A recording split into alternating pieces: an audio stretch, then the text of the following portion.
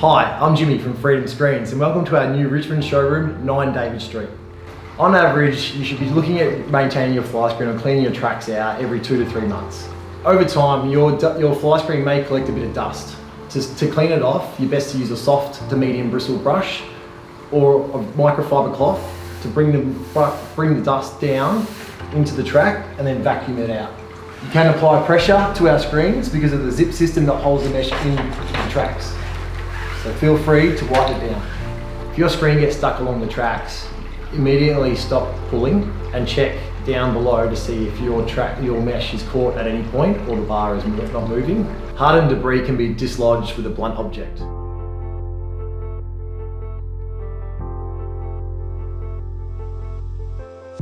Regular vacuuming of the tracks avoids dust buildup. To keep your screen gliding smoothly, draw the mesh across and spray the zip with a silicone spray.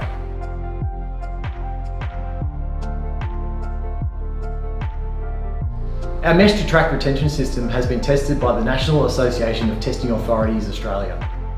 When your screen is not in use, we recommend retracting the screen into the housing.